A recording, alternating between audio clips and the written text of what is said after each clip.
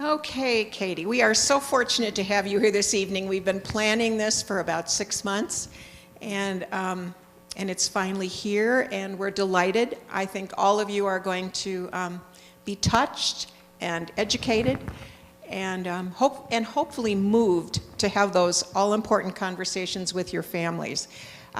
Out on the tables out here are materials from the Conversation Project, including the Conversation Starter Kit, which is a very helpful way to get the conversation started. And Katy will be impressing upon us about why that is so important.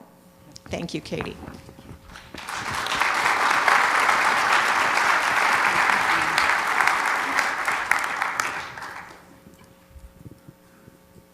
see where I turn this on.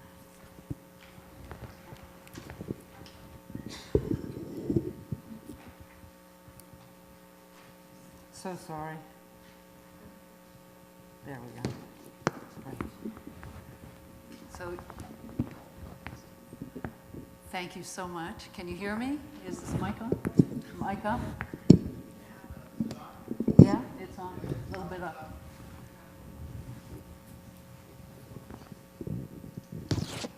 Great. Hoping to turn this off so There. I want to start by introducing you to my parents. This is Val and Jeff Butler. Now, how many of you have a picture that you really cherish? It could be your grandparents, could be your parents, could be your spouse, you and your spouse in a younger age, that you cherish like I cherish this picture. We've got feedback. Why? Turn that off? Yeah. Okay, great.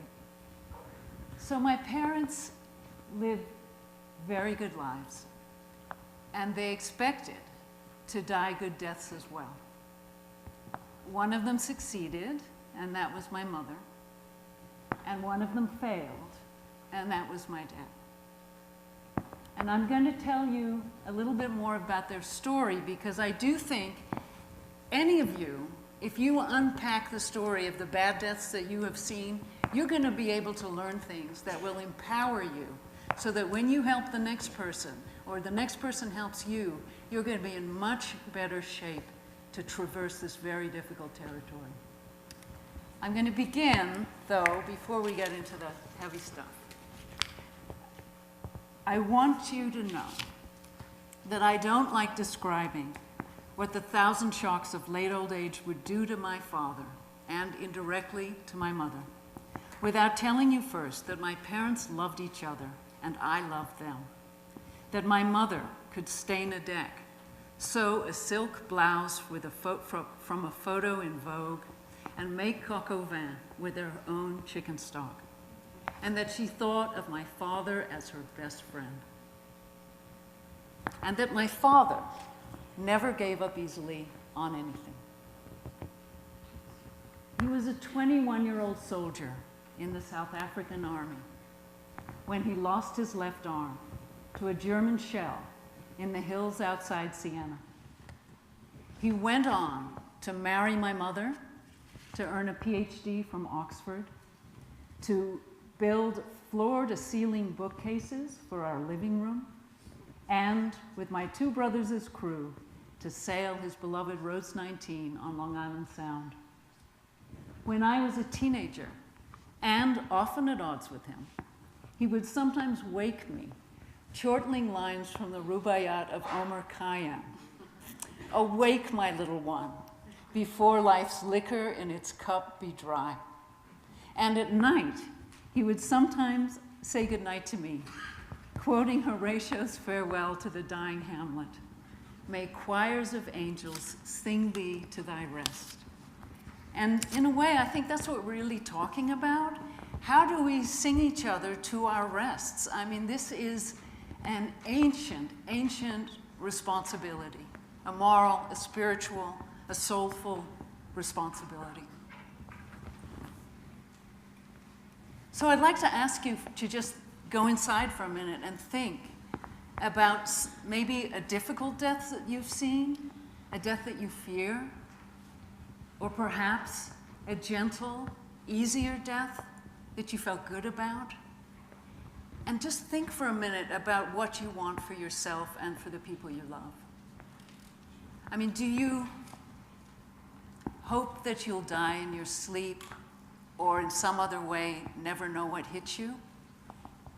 I mean, this is something a lot of us actually wish and hope for, but actually only 7% of us are likely to experience this. Do you want to be able to die at home with your dog on the bed, or with someone reading poetry, or maybe listening to Willie Nelson singing On the Road Again? I mean, Try to put your mic up a little. okay, is that better? Yeah, yes, this is better. Let me tie it, this will help it. Better. Thank you. This will keep it in the right place, hopefully. There. And no matter what you want, because we actually do want very different things, we do share something. We share that we live in the culture that has such a hard time talking about this. And so there's this kind of blank space that we're facing. And that's very dangerous in an age of such high technology medicine. This is in direct contrast to the ways of our ancestors. I'm a Buddhist, and when I was in my 40s, I lived in a Buddhist community, and every morning we used to recite these. There's actually 4 remembrances, and among them is, I am of the nature to grow old. There's nothing I can do to prevent growing old. I am of the nature to grow sick. There's nothing I can do to prevent getting sick. And I'm of the nature to die.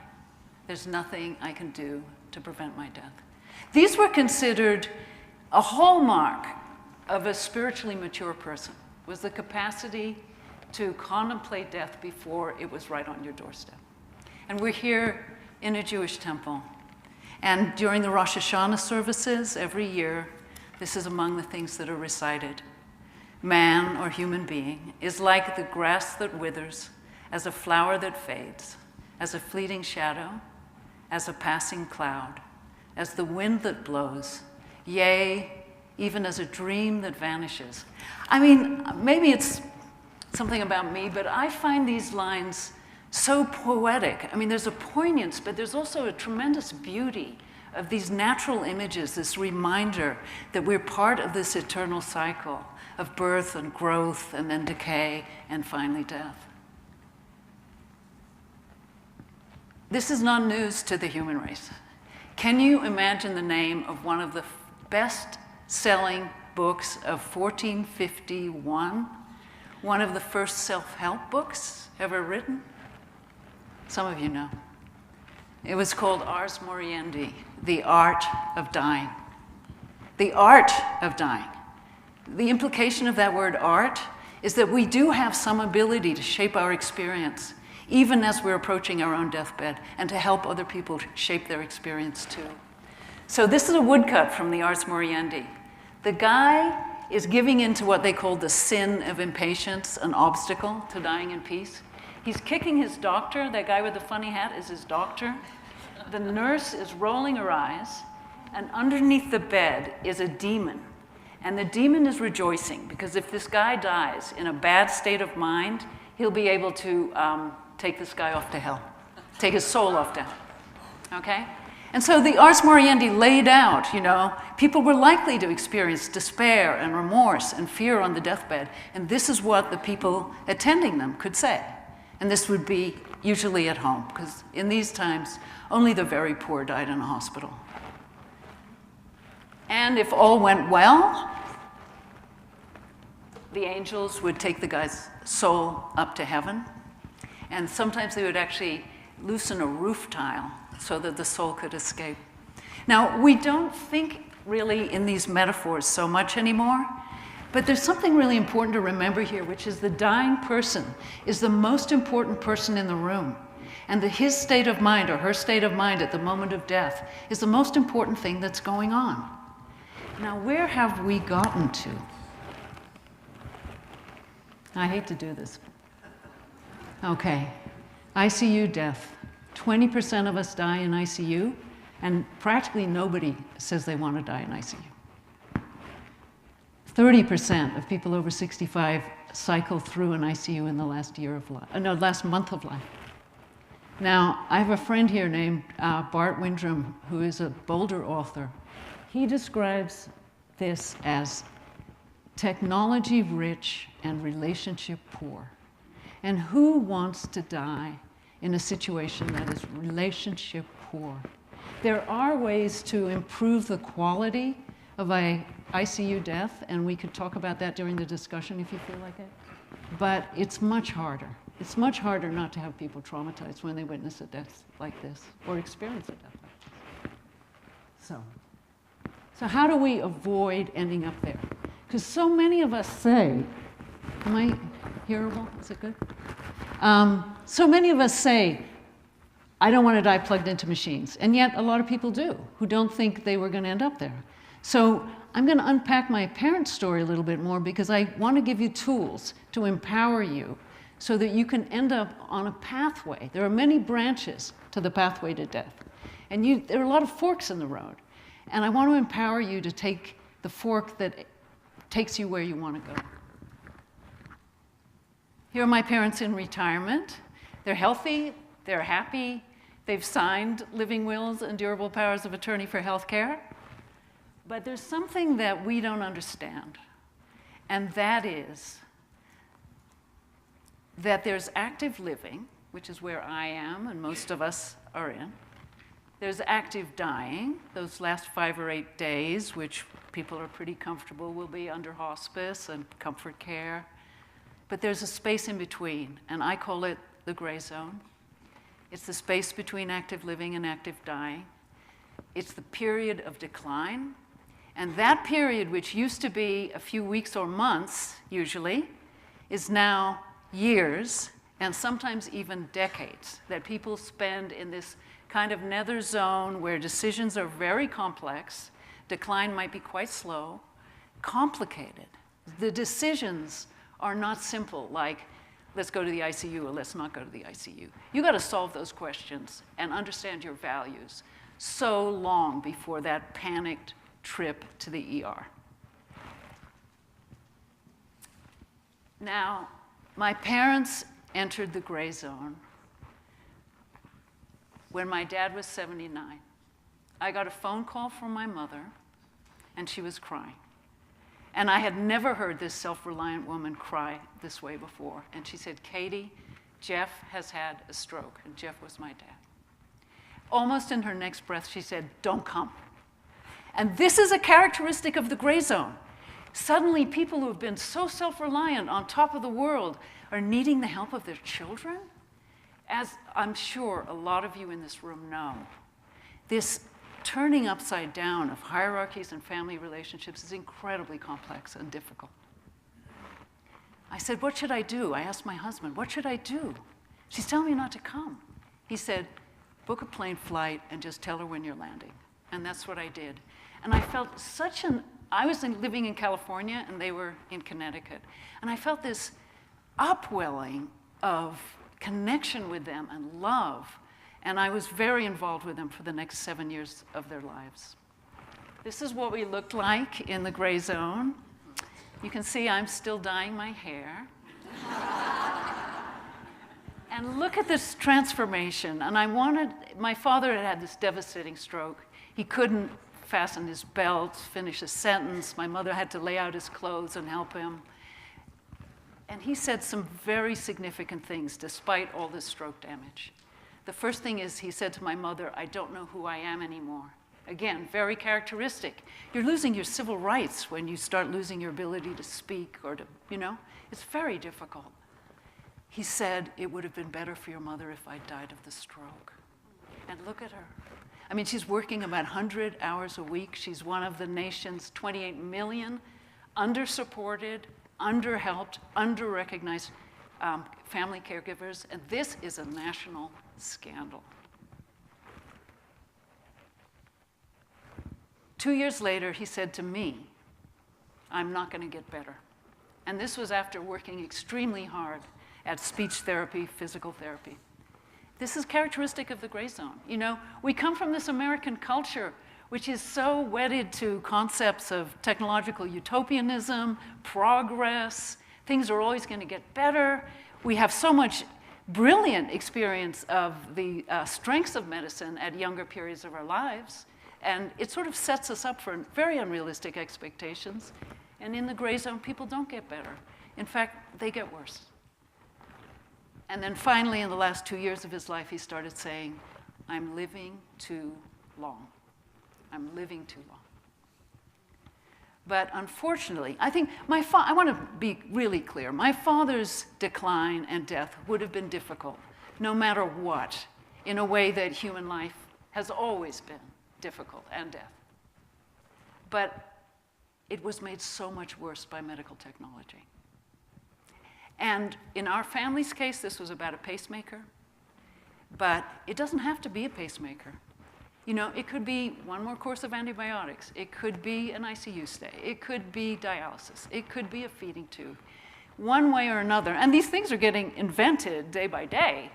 You can't even put them all in your advanced directive because you don't know what's going to be invented next. So that's why it's so important to get clear on your values and to discuss your values. I don't want to pretend that all of this was bad. Here's me with my dad. We got in the gray zone this opportunity because as soon as he had that stroke, I knew. I could see his death was on the horizon. You know, it wasn't clear when. It was actually 6.5 years away. But I knew as a daughter, my dad's going to die. And I got to write him letters of everything I appreciated that he had done for me. And I call them legacy letters. I call them now legacy letters. And I want to encourage all of you to do this, especially if you have relatives who refuse to discuss end-of-life issues. Because you don't have to say, Dad, you're going to die someday. You can simply say, I remember, this was for me. I remember you reading me Barbara the Elephant. I remember you teaching me to swim. I remember you teaching me to read. Do you remember the time we went, you know, down on the toboggan? It was a wonderful 1.5 years for me, and it was very healing for us because it put us back in touch with the unconditional love of a young father for a young daughter. So I encourage you to take advantage of the bittersweet gifts of this period. So, 2 years after the stroke, my dad was given a pacemaker. He had a hernia. The hernia gave him pain. He needed surgery for the hernia. The cardiologist would not clear him for the surgery unless he got a pacemaker because he had a slow heartbeat. His slow heartbeat was not creating any physical problem in the world. So it was, sometimes in medicine they call it treating the test. There's a lot of treating the test. And so there was no exploration of alternatives, and I will really unpack that a little bit later. I was very dubious when I heard about this because my father had actually rejected the device before he had the stroke. He'd said, it was kind of, if it ain't broke, why fix it response. They were stoic kind of medical minimalists, really. I was very dubious, but I did not know. I was also a proxy for my dad. My mom was really the major proxy, but I was sort of the backup proxy. But I really, at this point, I wasn't a player in their medical decisions the way I finally did become. It was early in the process. I was in California. And later, I interviewed my father's personal doctor, the family doctor. And he, too, was very dubious about this idea of putting in a pacemaker. And he said, I was afraid it would prolong your father's life into a time when he had no reason to live, which is exactly what happened. You know, but there was no exit plan for this device. And again, this is sort of a takeaway. If you say yes to a device, what's the exit plan? Is there a time limit? What if my needs change? What if my quality of life goes down so much? What's the exit plan? You need an exit plan right when you have your entrance plan. So the device went in, and I think it's fair to say it probably gave my father about 2 years extra of the very worst quality of life that he ever had.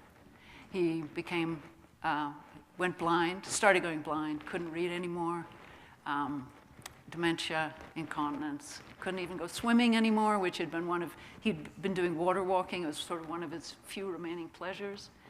Couldn't even do that. And was sort of angry and upset on a daily basis in a way that was just tragic to watch. And of course, my mother was exhausted, demoralized, and at the end of her rope. And finally, she did, about 6 months before he died, she said, she asked me, would you help me get the pacemaker turned off? And I'm sure if any of you have been through any of these decisions, you know how difficult it is to make that request. I felt like I had to do it.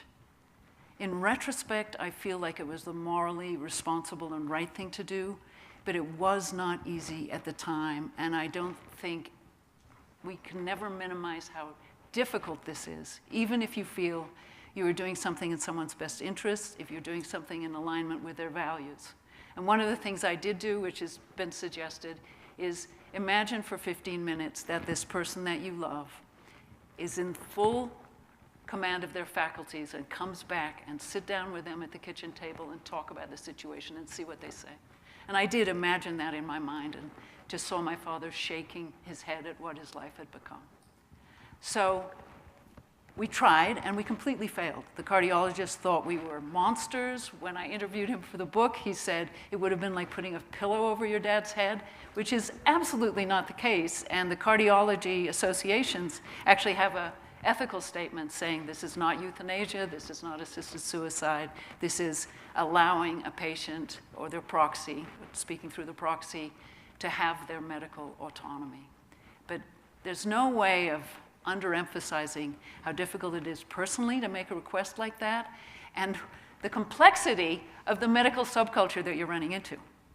Because a friend of mine said, who's in this field, every conversation between a patient or a family and a medical person is a cross-cultural communication. Because medicine is its own subculture, and it has the strangest rules and bylaws that we lay people don't really understand. And among them are, technology is the driver here. If we can, we must. If we can get reimbursed for it, we will do it. And this is the one that we don't know and they do know, which is treatment does not stop until someone says no. Things will be offered. There will always be something to be offered. And there's been a real breakdown in our understanding of the role of medicine. Medicine is not only to prolong life. It's also to improve and preserve functioning. It's to keep people out of nursing homes. It's to relieve their suffering. It's to attend the dying. And it's very important if your goal, if it's much more important to you not to end up in a nursing home than it is to prolong your life, you need to be very clear on that value and be able to express it to your doctor, because the assumption within most of medicine, I mean, I'm leaving aside palliative care, I'm leaving outside some very dedicated oncologists, palliative care doctors, hospice doctors, geriatricians. There are lots of allies within medicine, but the overall thrust of the money-making part of medicine is to treat, treat, treat until someone says no. So I want to propose some questions, some ways for you to interact with medicine and your doctors that might help you stay empowered. Because I think there's a couple things you need to know. One is, what's your health condition and where is it heading?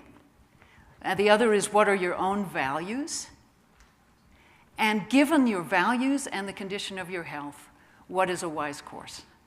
So the first question that I think is really important if you get a bad diagnosis or, things are starting to fall apart slowly, what is the usual trajectory of this illness? What does death look like from this particular illness? What's my pathway going to be? This is a pathway a friend of mine calls the Niagara Falls pathway. Stay on the top for as long as you can and then go down rapidly, okay?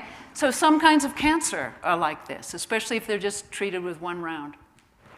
Then there's heart disease, lung disease, where you have kind of a looping decline. There are crises, people go in the hospital, they come back, they decline some more, there's another crisis.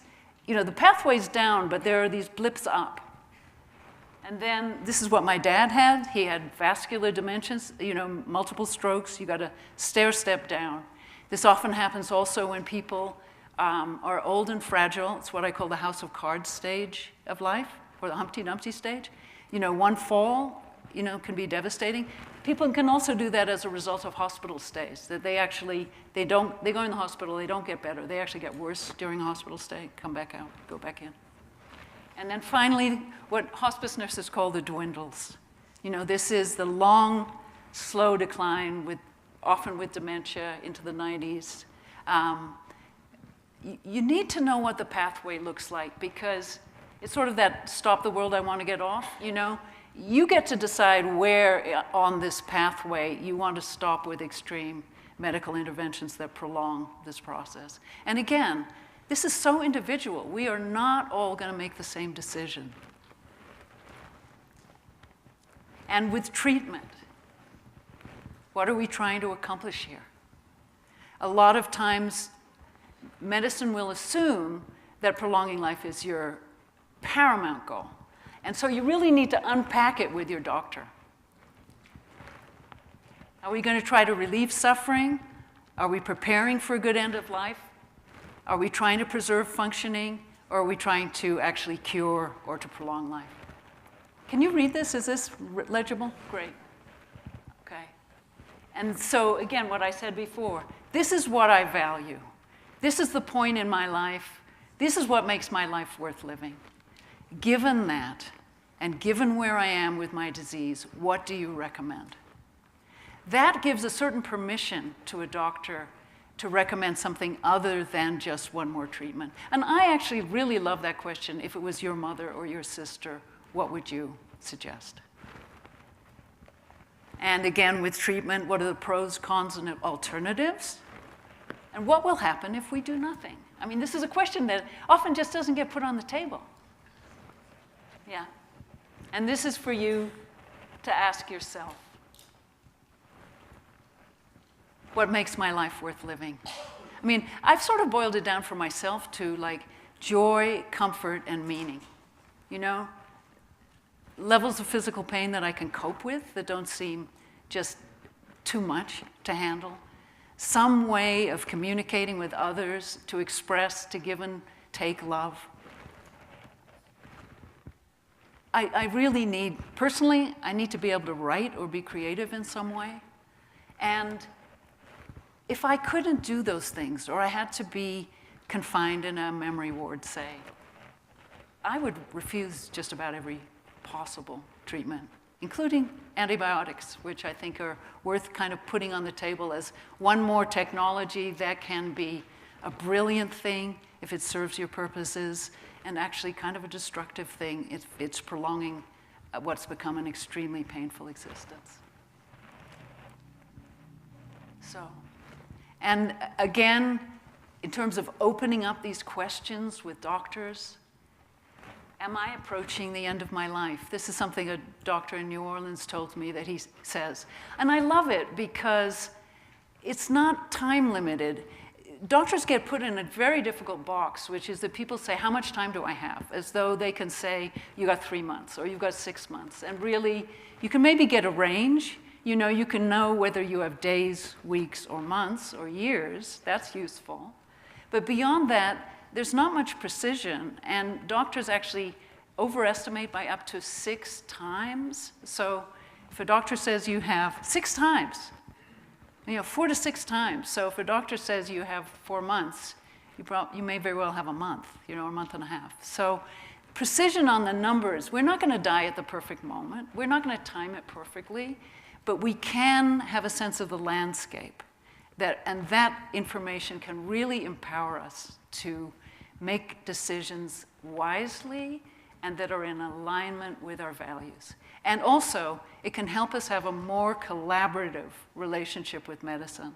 And of course, I'm sure I don't have to tell you this, if you, as early as possible in any illness, I would recommend getting in touch with palliative care if you can get a palliative care consultation.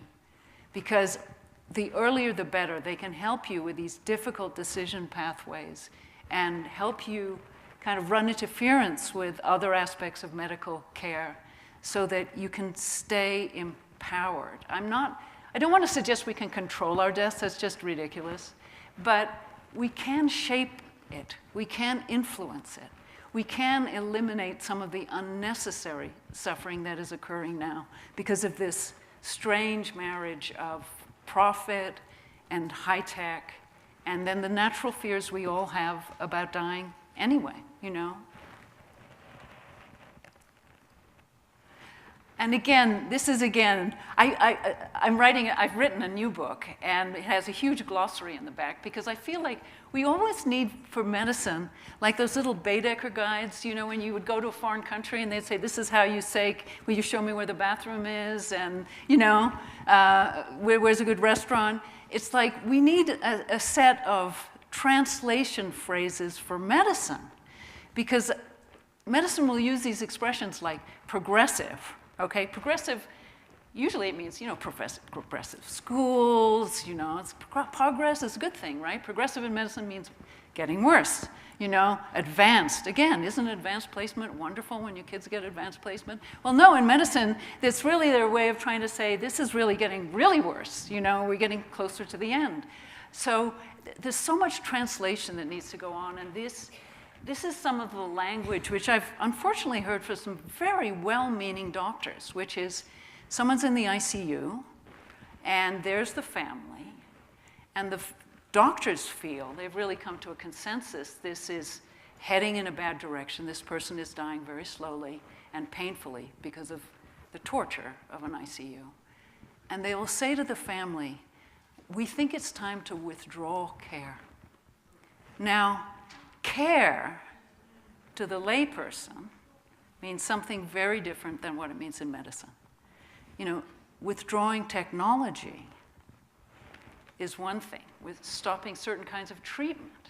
But none of us want people to stop caring for us, treating us compassionately. So this is again something my friend Bart has pointed out, this use of the word care within medicine has a very different meaning than it means to the layperson. We associate it with nursing care, with compassion, with caring about someone. We don't really associate it with highly technological interventions.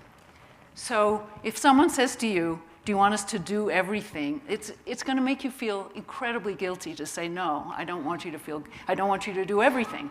You know, it's like saying, I don't love my mother, don't do everything, right? But actually, for them, doing everything is code for CPR, which on a very old, fragile person may mean having them repeatedly die over the course of an hour and a half with broken ribs and a lot of shocking and pain. But that word, do everything, never gets unpacked. So if they say, do you want us to do everything? I know the Conversation Project says I shouldn't be giving you advice. It's all up to each of us, but I highly recommend saying no. And the same with withdrawal care. Don't get guilt-tripped. Don't get misled by this language. You are the people who know these people best and love these people best and have cared for them the most. And doctors who have never met you or your family should not be your moral arbiters. Take back your moral authority, break the silence early, and keep your moral authority because medicine is morally adrift right now. There's so many different forces, from market forces to idealism to innovation. There's so many forces coming together in a perfect storm that unless you know a doctor well and understand that you're in alignment with each other's values, you can really get lost in the storm. And here's some language of commitment. Can you keep my mother comfortable and pain-free to the end? Did you read Barbara Bush's the last couple days?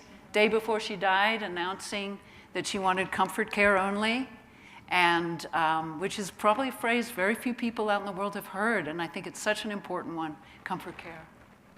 Can we fulfill my father's wish to die at home? You know, one of the kindest and most valuable gifts you can give to someone you love is the possibility of a good or a better or a gentler death. It's an enormous responsibility, but actually, one way or another, we've actually been practicing this since at least 1451. We have been helping see each other through our deaths. And we have a lot of innate, intuitive knowledge about how to do this. And I think we just need often to reconnect with our own wisdom that already pre-existed this advanced medicine of this last century. So please have faith in yourself. You know so much more than you think. You just, I think, need to stay in touch with your heart and your soul, as well as your intellect, and not get swept up into this highly technical language that medicine has devolved to recently, because you have so much of value to offer each other and to yourselves if you can stay in touch with what you value the most. Because we're talking about love here. We're talking about how much we love people, how we want to spare our survivors from unnecessary trauma, and we want to help the people we love experience the best possible death, so that there's room for the other questions of the ends of life, which are things like, thank you, and I love you, and please forgive me, and I forgive you, and goodbye. I mean, these are very meaningful, important tasks of the end of life, and these can get eclipsed by all of this, this technology and panic that can occur. So that's what's so great about the Conversation Project is, like, let's start these discussions way before there's an emergency. Because everybody in panic, people don't think well in panic. It's not the time to talk about it. In my family, we actually had talked about it. My parents were blunt, very frank people. So it wasn't like it was untalked about, but I would say my mother was much more clear on her limits than my dad was. He was, you know, he was a little more cagey, harder to pin down. So we really, in the end, really had to make decisions on the basis of what we thought was in his best interest. Well, someone who's saying I'm living too long is actually being pretty frank. So the barriers, the reason I have these barriers up here is because I want you to understand, I mean, we are all working at this so hard. We're thinking about this carefully. We're talking to our families, but things may not go right. And I think we've got to understand the structural barriers. There's time and timing. These are very difficult discussions to have in a 15-minute doctor's appointment. They should be happening much earlier in the course of illness than they are happening.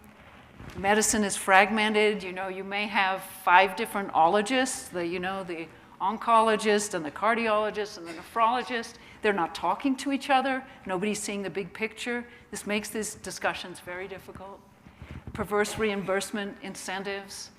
Oncologists get a markup on the price of the chemo that they deliver, which creates an incentive to keep delivering chemo and to deliver the most expensive chemo because the markup is higher on the more expensive chemo. I'm not saying it does shape behavior. It's not everybody, you know, I'm not saying everybody is corrupt because they're not, but just like the income tax deduction for homeownership has shaped homeownership, this does, in the aggregate, shape medical practice. That oncologist who has the best of intentions will be paid almost nothing for discussing with you why it's a better idea to stop chemo now. So there's lack of training, there's fear of being sued for medical malpractice or for neglect. There's the fears that we have that we're not being a loving daughter or spouse. And then finally, everybody's waiting for someone else to speak. There's studies about this. Doctors are waiting for the patients to bring it up. Patients are waiting for the doctors to bring it up. So break the silence. Ask your questions. There's no such thing as a stupid question. You can ask them to say it again in English if you don't understand what's being said. It's really important to have practitioners that you feel understand you and that you understand. So I'm going to return to my parents' story and tell you a little bit about my mom's death. Oops, I'm hitting the wrong button. I'm going to just skip that. So after my dad died, did I tell you? I didn't tell you about my dad's death, right? So 6 months, we tried to get the pacemaker turned off. We failed. 6 months before he died, He started falling a lot, which is, again, part of this dwindle, looping, decline process. And the family doctor called in a palliative care team that came to the house, and it was like, it was such a relief. You know, they said take up the throw rug so he's not slipping as much, you know, put a baby monitor in the bedroom so that my mother didn't have to get up all night.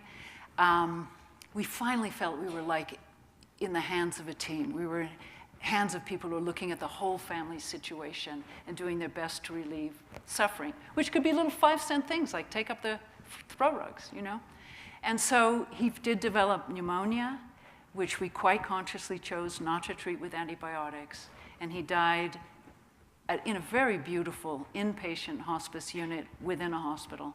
Gorgeous. And we could not have been better supported through his actual dying process. But even when he was on his deathbed, getting morphine, unconscious, not eating or drinking, we couldn't get the pacemaker turned off, you know? And that was just a slip-up. It was just a bureaucratic slip-up, but these bureaucratic slip-ups happen a lot. So after that, my mom, I came home to see her. I realized she was really breathless. She had 2 leaky heart valves, and I took her to Brigham and Women's Hospital in Boston because like all good daughters, we're going to go on the internet. We're going to find the very, very best place to do the heart valve replacement surgery. And I took her to Boston. And when the cardiologist walked into the room, the cardiac surgeon walked into the room to discuss this, he said, "What are we here for?"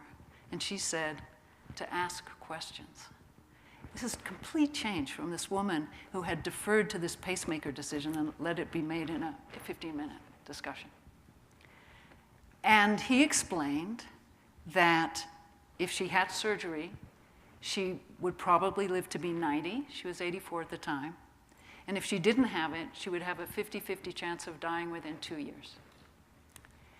And then she showed him her do not resuscitate bracelet. She had a little bracelet on her ankle, which is what you needed in Connecticut. And she said, "If I have a stroke, I want you to let me go." And he said, "We wouldn't do that.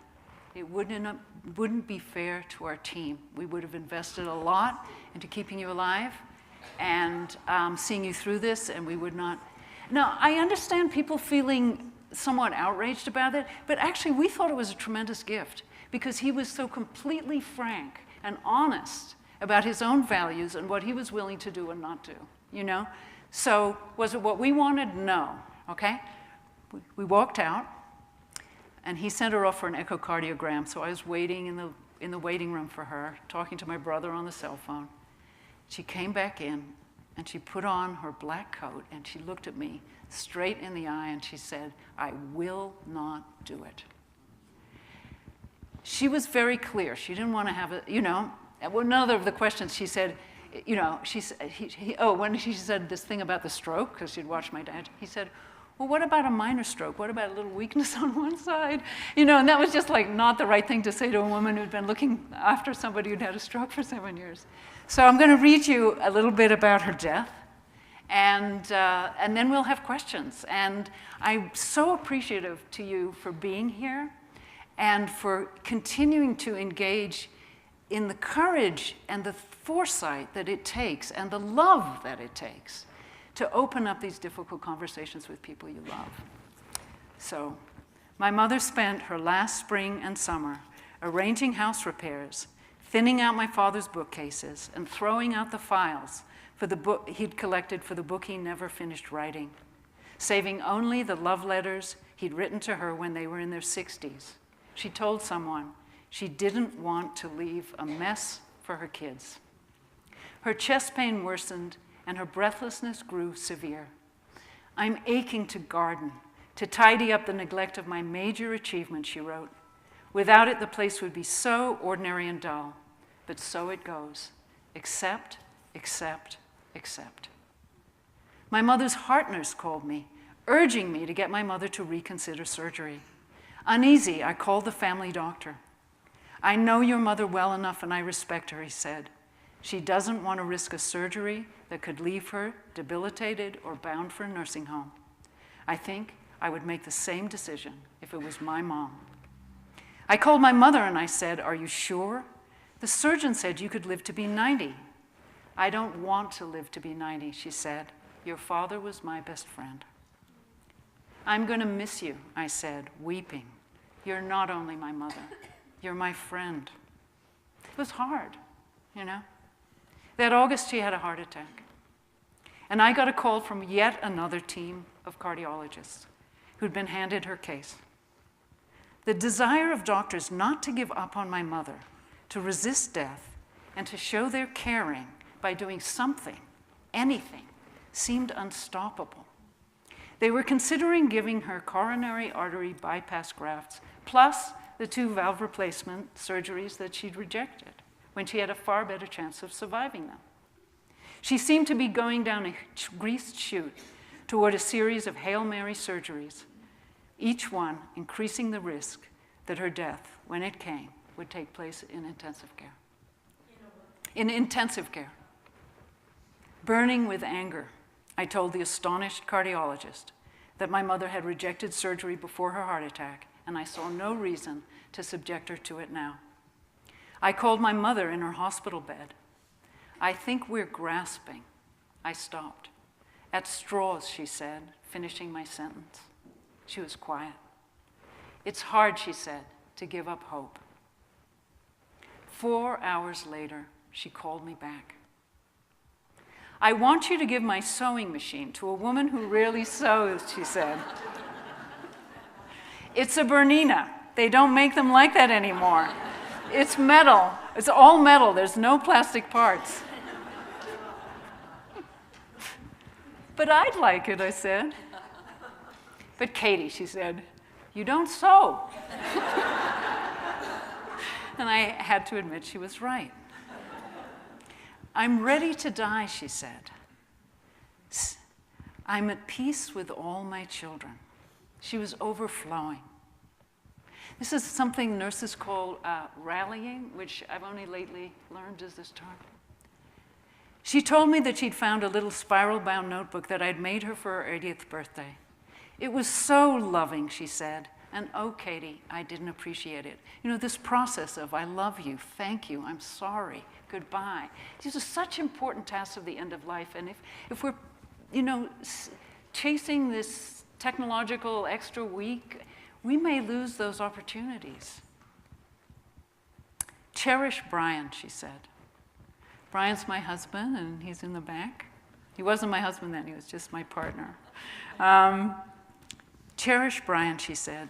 You mean stop being ambivalent and cherish Brian, I asked. That's exactly what I mean, she said. I love Brian. I love Brian for what he's done for you. A month later, she had a second heart attack, and she was taken to the same hospice unit where my dad died. She was under hospice care. After a month on hospice, she could not stop vomiting one night. Okay, I took care. Okay. She told the hospice nurses at this hospice that she wanted to stop eating and drinking, wanted to die, and to never go home. She had dry heaves and she could not catch her breath. She took off her hammered silver earrings and said, I want to get rid of all the garbage. And I think that was her way of saying, you know, naked we come into this world and naked we shall return. She told my brother Michael to call my other brother Jonathan and me, because we were still in California, thinking she was going to live forever. And by the time he came back from the phone, she was dead. And he broke into sobs. It could have been too much self-administered morphine or too little potassium. It could have been the stress of a cardiac catheterization that she'd been given before this. It could have been getting up and making martinis for the people who'd stopped in to see her while she was on hospice. When she was on oxygen, you know, tailing this oxygen thing. But in the end, does it matter? She died of old age, sickness, and death. She died of a heart calcified and broken by 6 years of nonstop caregiving. She died of being 84.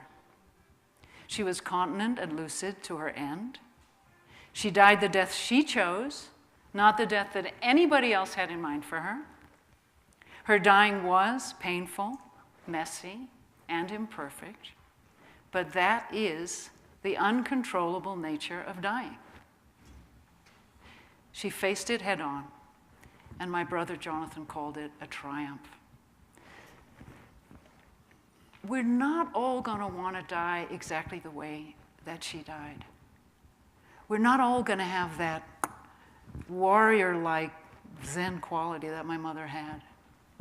But I think we can re-own, the core of our power and our faith in ourselves to go through these very, very difficult times with each other and with ourselves.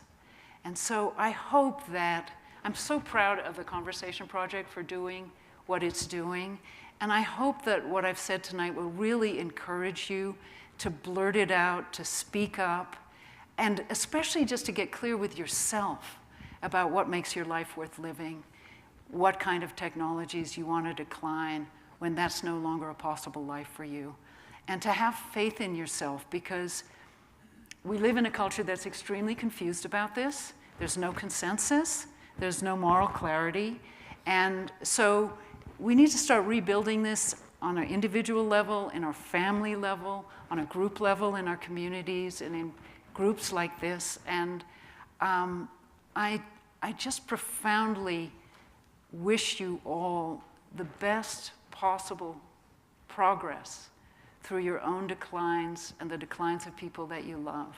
May you all be as peaceful and at ease as possible during this process. May you be held in the hands of a loving community. And may you have the most gentle and meaningful ends of life that you could possibly have. Thank you.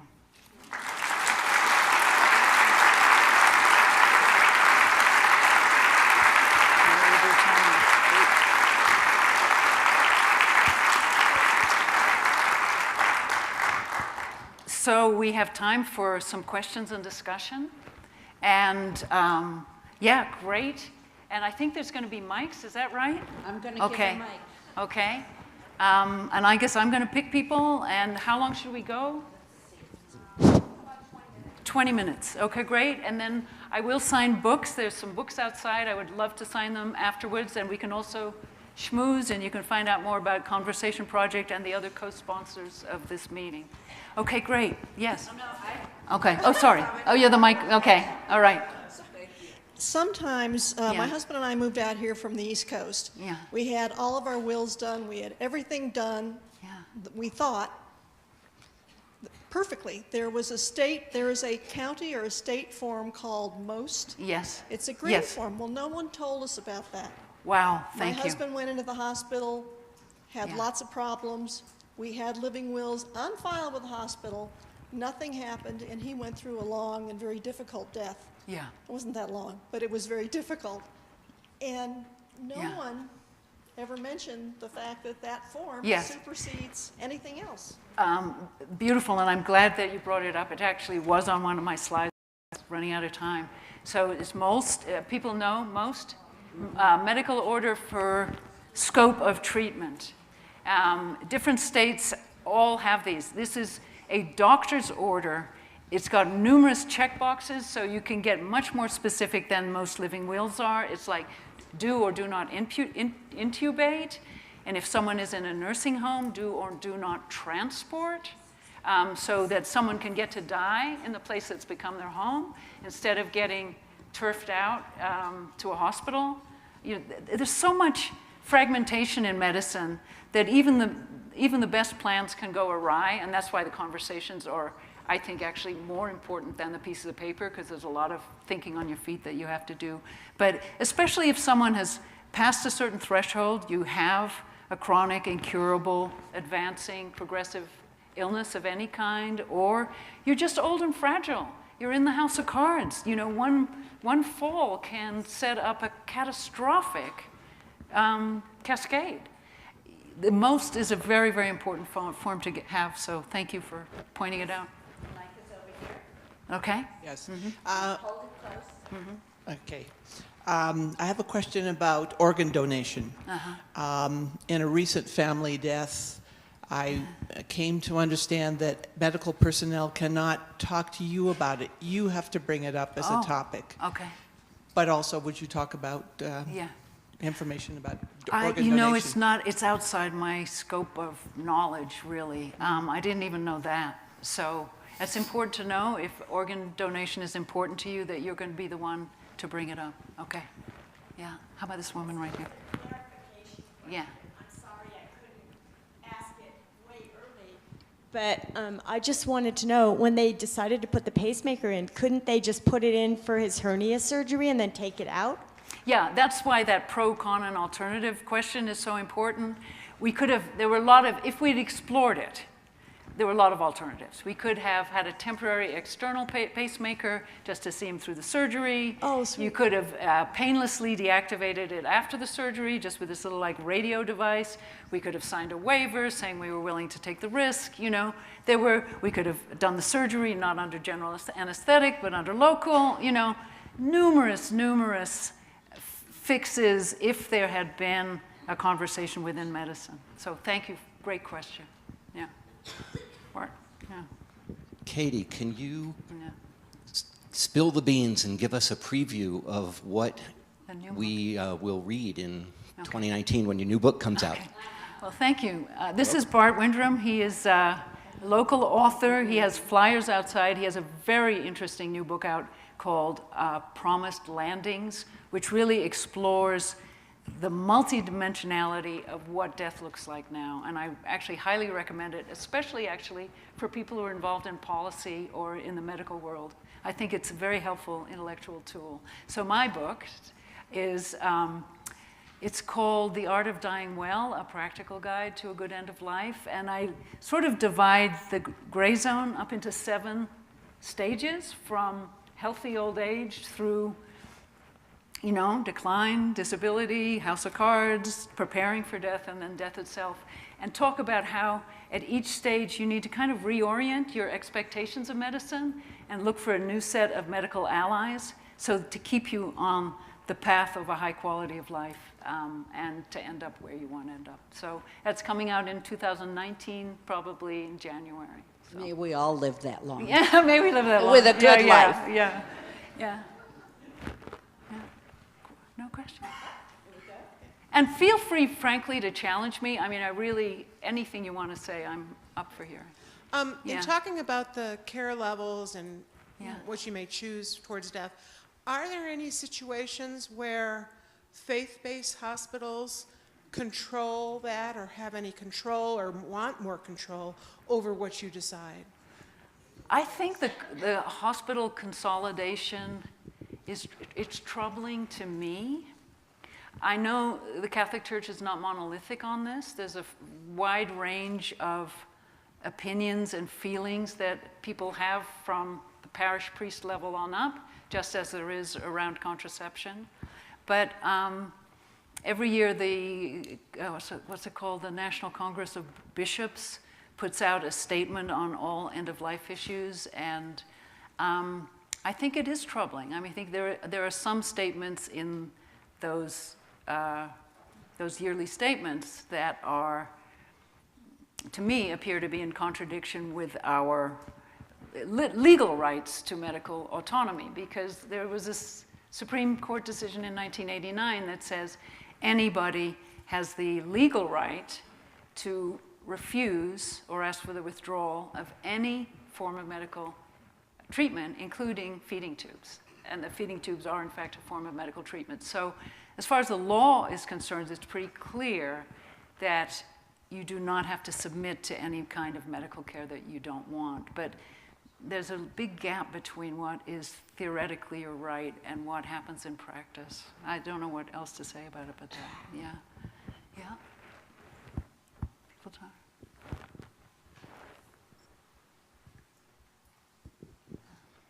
I should premise this with who I am and what I do. I'm John Masoni. I'm the medical director for True Community Care. Okay. And I'm a hospice and palliative care physician. I was also an internist for many years. I just like to paint medicine with a slightly different brush, because I've had 60-year-old oncologists crying on the phone about the patient they can no longer help. I've had cardiologists feel horrible on the way to do a procedure. I've worked many years in hospitals as well as outside. And I think, while I agree with a lot of the elements you presented there, I think that's actually becoming the minority pretty quickly. We have a lot of doctors that are begging to have these conversations with their patients.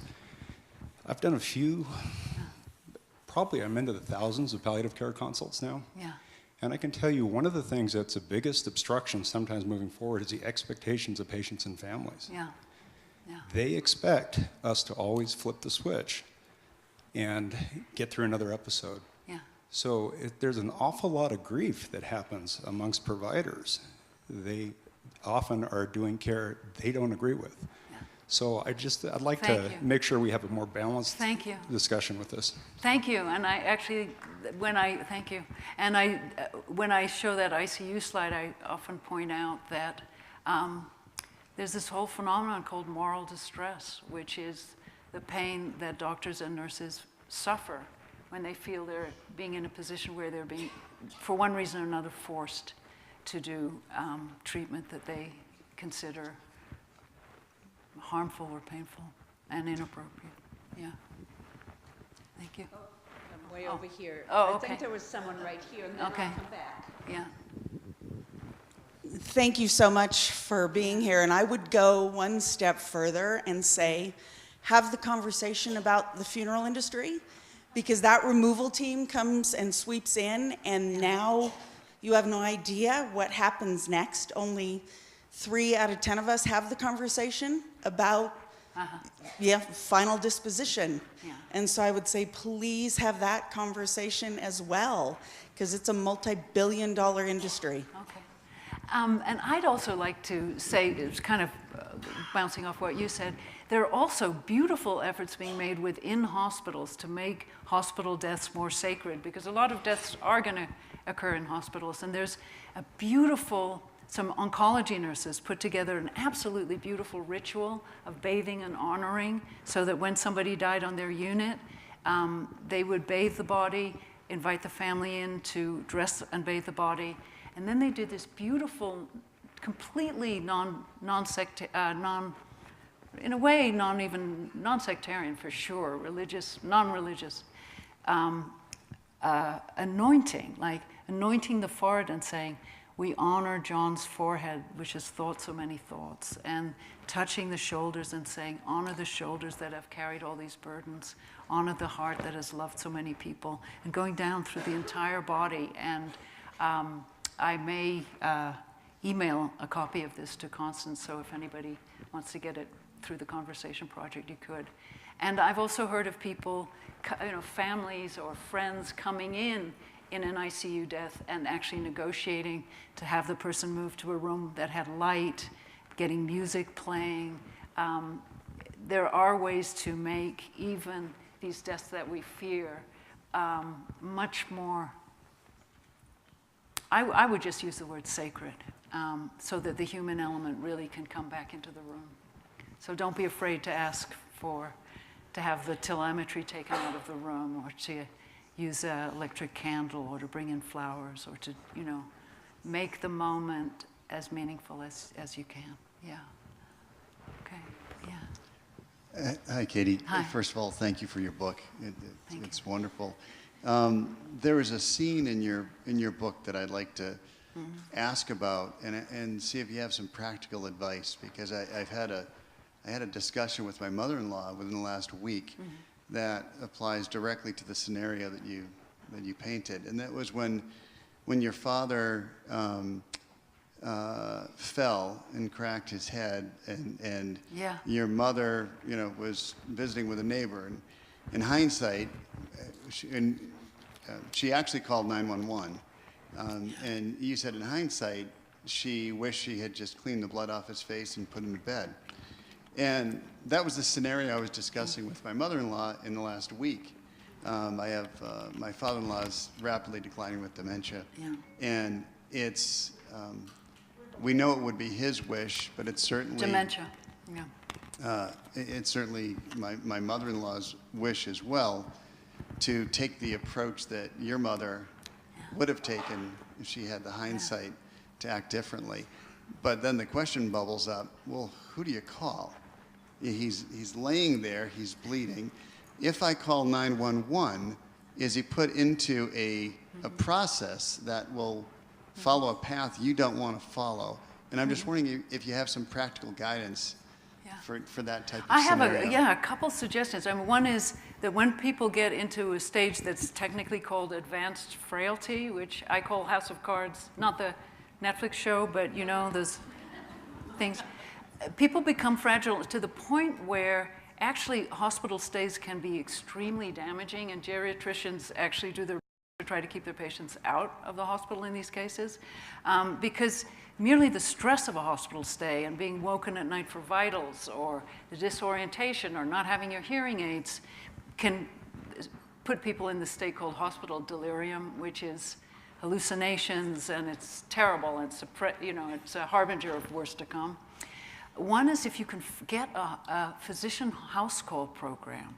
This can make an enormous difference. You know, even if you have to pay extra and pay out of pocket for it, because that means that when you have, or visiting nurse program, so that when you have a fall, you don't have to put someone through this really difficult cycle of ER and maybe 3-day hospital stay and then a 3-week nursing home stay and an unfamiliar nursing home, which is destructive. So that's the one thing, is line up a physician hospice, physician house call program if you can. Sometimes geriatric programs in universities have visiting people. I wish we had, instead of a 911, I think we need like a, 811, which would be this palliative care team would come swooping into the house and reassure people and create a good environment and, do what needs to be done. So, but house call programs, and some of them, Medicare is funding a few pilot type programs. So where are you? You're in Boulder? Yeah, I have no idea. But there's a couple of, if you Google physician house calls in Boulder, something may pop up. Yeah? Yeah. Do you observe more difficulties in having good deaths in families with particular religious faith traditions? Yeah. It's kind of a loaded question, I know. I absolutely do not know. I really don't have experience. I think the fact that our family was actually from South Africa, I hate to say it, I think Americans have a special problem with this that's worse. I've also talked to a number of doctors who grew up in other countries like Turkey or Pakistan or a place like that, and they say there's more acceptance of the reality of death in the cultures that they came from. Particular religions, I suspect it's more all over the map than you might suspect, but I really don't know. Yeah. Maybe 2 more questions. We have one back here. Yeah. Excuse me.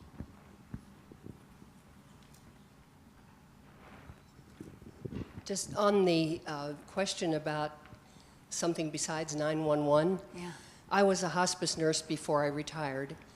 And one of the things that we have in the Denver area is a community something, or I can't think of the word right now, but you can call the fire department and tell them that you have an elderly person in the house and that there might be a fall or something, that you do not want a 911 situation, and they will come. And I had several people who were in their homes where I called the fire department even during my visit, because the person had fallen.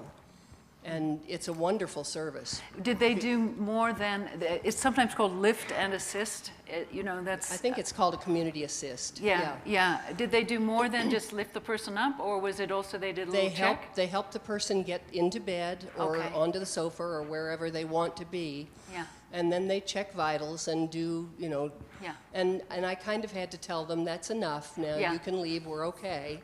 That's good to know. And this is in Boulder? This is in the Denver area. Oh, in Denver. Yeah. Okay, great. But I would imagine Boulder has it too. Yeah. Maybe one last question? Yeah. You have an answer? I have an answer. Yes, I have an answer for you. Yeah. No, him, whatever. Very recently, I was driving in Boulder and saw a vehicle that was wrapped, and driving it Well, what it said on the wrap was, "Doc at your door," and Yeah. it's for Boulder. Oh, great. Because they've got physician house calls down in Denver. There's a bunch of them, but I'd never seen Doc at your door, Yeah. and they're here in Boulder. It's a cute little car, nicely wrapped. Yeah, and I have seen, friends of mine who are taking care of elderly parents. It's been life-changing when the house call program started, when the house calls came in. So a lot of people, they kind of fall through the cracks. They're not defined enough to qualify for hospice, but they really need a lot of hospice-type services. House call programs are great. So thank you very much. It was really an honor to be here.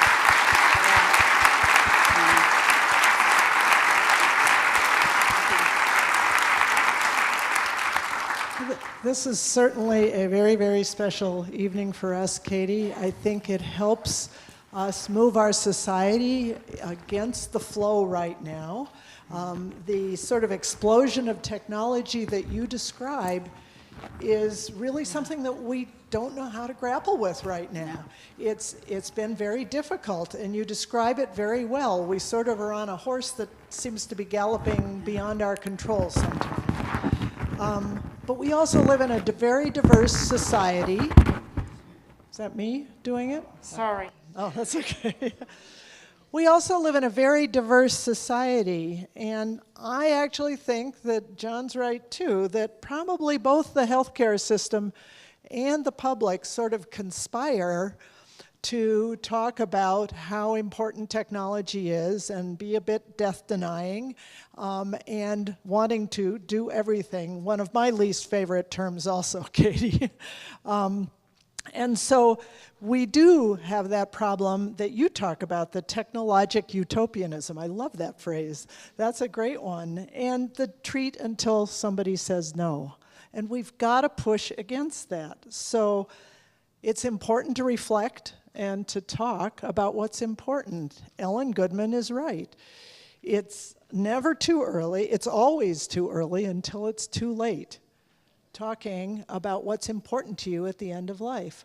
Over half of us will actually not be able to convey our values at the time when we're near the end of our life.